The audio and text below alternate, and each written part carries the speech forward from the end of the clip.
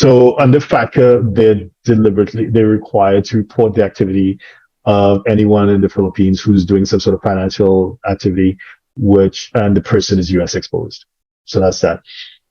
The Philippines has signed an agreement with the United States that facilitates that exchange of information.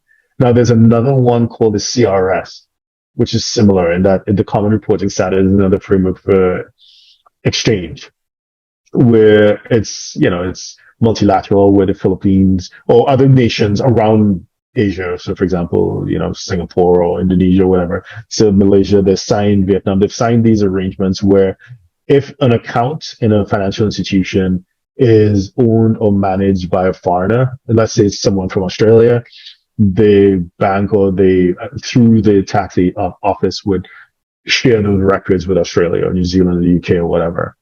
But my understanding is that the Philippines has not signed CRS. Can you comment on that? Is that something you're aware of? We're not 100%. I don't know 100% about the FATCA and the agreement between the US and the Philippines. But as far as I know, the Philippines is still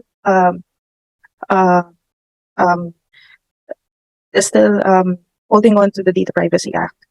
So I'm not sure what is the extent of the disclosure is being done by banks to US. So I'm not sure yet. Yeah, so I think that one, so the one with the US is fine in that the Philippines did agree, and of course, because of the historical relationship with the United States, it was kind of like one of the early adopters that the Philippines does share information with the US. So I think the question was about the other one, which is based on the FATCA arrangement, which is called the Common Reporting Standard, or the Automatic Exchange of Information. So that one is just like the FATCA is an exchange of information with the US.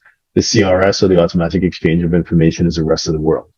So I was just curious as to whether there's been any discussion. So when I last checked, I think last year, I think the Philippines was, well, the year before, sometime during COVID. I don't think the Philippines was involved, but yeah, I would imagine that situation is probably unchanged. As you pointed out, the Philippines does hold fast to its financial secrecy rules, and as at this point in time, they decided not to proceed in that. Okay. So if you're a 6, 7, or 8-figure investor, entrepreneur, or business owner who needs a tailor-made solution from a qualified team of professionals, we can help you achieve the international lifestyle, the freedom, and even the tax savings you're looking for. Visit us at htj.tax and live that international life.